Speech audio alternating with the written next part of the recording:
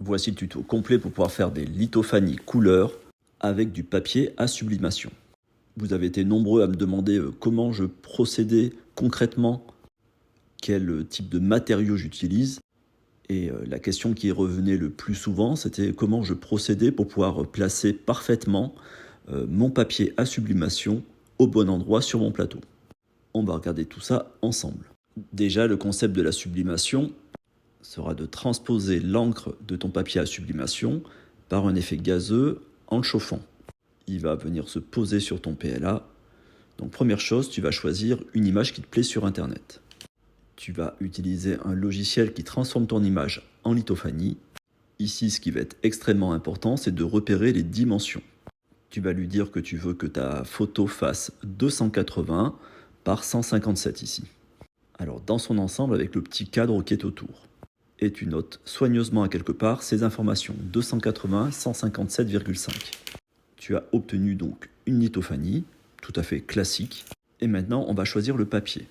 On utilise un papier de sublimation thermique et une imprimante à sublimation de type EcoTank, que tu pourras transformer si tu le souhaites. L'encre est spéciale, c'est une encre à sublimation. Tu ne pourras pas le faire avec n'importe quelle encre et n'importe quelle imprimante. Ton papier a deux faces. Souvent, la face colorée, c'est celle où tu n'imprimes pas dessus. Et la partie blanche opaque, c'est là où tu vas faire ton impression. Important. Normalement, quand on fait une sublimation, on place notre image dans le logiciel avec la lecture normale. Et vu que c'est une imprimante à sublimation, il inverse ton image. En gros, il la retourne. Car le logiciel Epson va donner l'information à ton imprimante d'imprimer à l'envers. Et par exemple, quand tu vas utiliser un t-shirt, tu poses ton papier dessus, tu utilises une presse à chaud et l'écriture qui apparaît sur ton t-shirt sera dans le bon sens. Ici, on va faire l'inverse. Vu que l'on va imprimer l'image de façon à ce que le PLA vienne se poser dessus, on n'a pas besoin qu'elle soit inversée. Donc ça, c'est ce que tu dois faire et en dessous, c'est ce qu'il ne faut pas faire. En dessous, ce serait très bien pour pouvoir utiliser un t-shirt ou un autre support. Après, tu vas découper autour de ton image, tu vas lui laisser aller un demi-centimètre. Le tout, c'est d'avoir un petit écart qui te permettra de poser ton scotch. Donc, ni trop, ni pas assez large. Ce sera surtout aussi en fonction du scotch que tu vas utiliser et de la place que tu vas avoir sur ton plateau. Donc, tu fais ça sur les quatre côtés et on passe à l'étape suivante. Rappelle-toi, la dimension, c'est 280 par 157,5. On choisit notre filament. Là, j'ai utilisé un filament mat de la gamme Airy One, mais tu pourras faire des tests avec divers filaments.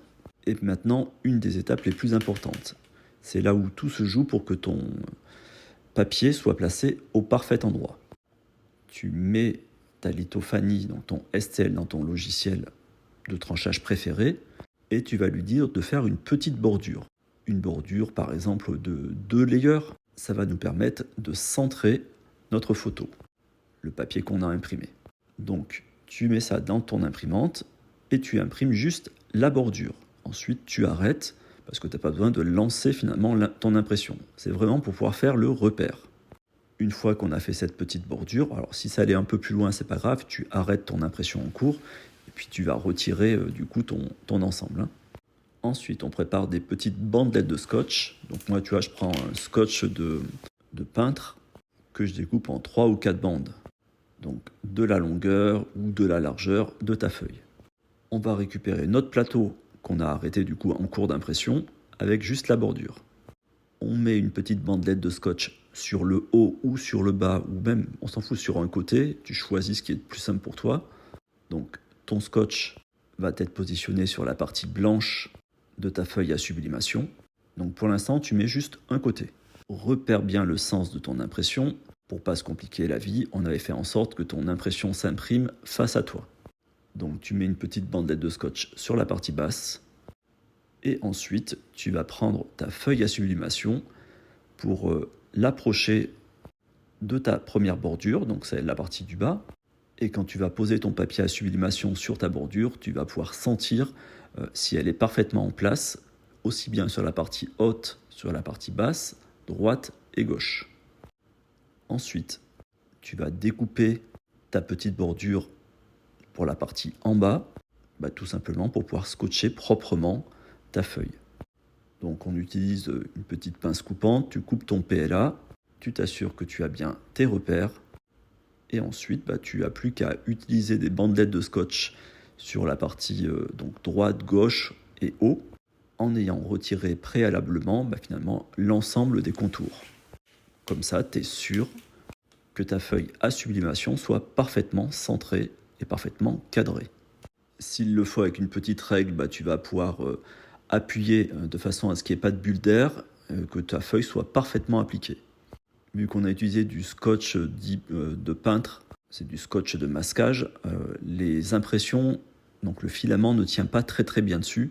Donc soit tu utilises un scotch bleu et là ça tient plutôt bien, soit tu utilises un petit bâton de colle pour pouvoir placer par-dessus du coup ton scotch. On retourne sur le slicer, cette fois-ci pour changer la bordure. Maintenant, on va placer une grande bordure. 1 cm 5, 2 cm, c'est toi qui vois en fonction de la largeur du scotch que tu as appliqué. On slice à nouveau, et là on voit en vert que l'on a une grande bordure qui passera par-dessus le scotch, donc avant le scotch, sur le scotch, et ensuite tout simplement ça va imprimer ta lithophanie de façon classique. On place notre plateau dans notre imprimante. Ici, j'ai utilisé la Shidi X Max 3 pour pouvoir avoir justement ce gros volume d'impression. Alors oui, peut-être un point de détail. Ici, on a la chance que le plateau vient s'emboîter au fond, donc du coup, tu ne pourras pas avoir de décalage. Mais si tu as un plateau qui ne s'emboîte pas, tu vas vraiment repérer où tu avais placé ton plateau initialement et au moment où tu le repositionnes. Il faut qu'il soit parfaitement aligné. Ton imprimante commence à faire les contours et ta bordure, elle passe par-dessus le scotch et ensuite elle va pouvoir attaquer l'impression. Alors ici on voit que j'ai fait les choses, je suis un peu trop près. Mon impression sera trop écrasée, donc il aurait fallu que je lève un petit peu mon Z. Si tu vois que tu as des petites vagues, remonte un petit peu ton Z de façon à ce que ton papier soit bien collé au PLA et que le PLA soit bien collé au papier, mais que ce ne soit pas trop écrasé. Sinon, tu vas voir, on va galérer un peu plus pour pouvoir retirer notre papier à sublimation. Donc là, j'ai chauffé mon plateau aux alentours de 70 et mon PLA, je l'ai chauffé aux alentours de 220. La sublimation thermique commence aux alentours de 180 degrés. Donc je rappelle, c'est un effet gazeux. Donc l'encre qui est sur ton papier vient se transposer sur ton PLA. Donc l'encre se déplace pour pouvoir colorer le dessous de ta lithophanie. Bon, tu auras remarqué sur les premières couches, sur la première couche, tu vas y aller un peu doucement. Tu vas à 40-50 mm par seconde. Il ne faut pas y aller comme un marteau parce que sinon, forcément, tu ne vas pas avoir une première couche parfaite. Et pour le reste de l'impression, tu la laisses faire dans les vitesses normales. On va pouvoir sortir notre impression. Là, je l'avais laissé un peu refroidir. Donc, tu as vu, ça s'était décollé et ça s'était un petit peu déformé. Donc, suivant les papiers, suivant le type d'encre, et suivant si on a écrasé trop ou pas assez, notre papier va pouvoir se retirer aussi bien des fois très simplement, et des fois comme ici, il est un peu trop collé. Mais c'est pas grave, avec un peu de patience, tu vas pouvoir décoller ton papier de ton PLA. Et ça dépend aussi du PLA qu'on va utiliser. Sur certains sites que j'ai moins de difficultés que sur ce mat de RE1. Tu retires ton papier à sublimation, et là c'est assez magique parce qu'on voit que notre encre, du coup elle a fait le job. Elle s'est barrée en gros du papier, elle s'est transposée sur ton PLA. Et ce moment, c'est un moment un petit peu magique qui est plutôt cool. Alors ouais, là je galère un petit peu, mais finalement tu vas voir, ça va se retirer assez simplement. Plus on aura de couleurs, plus notre image est chargée, et bien plus ça apporte un peu plus de complexité, des fois à retirer notre papier. Mais 80% du temps, ça passe vraiment crème, c'est assez simple. Et bien là, on a presque fini. Il nous reste à faire un peu les ébavurages sur le côté de ton impression. Et on regarde avec une source lumineuse derrière. Donc c'est vraiment c'est magique, moi j'adore. Je trouve que les lithophanies, c'est jamais forcément jojo quand on les regarde comme ça. Enfin, c'est pas toujours chouette. Donc en apportant de la couleur, ça change tout. Alors bien entendu, tu peux t'amuser à faire des effets de texture. Comme tu as pu le voir sur d'autres lithophanes couleurs, j'ai fait des remplissages...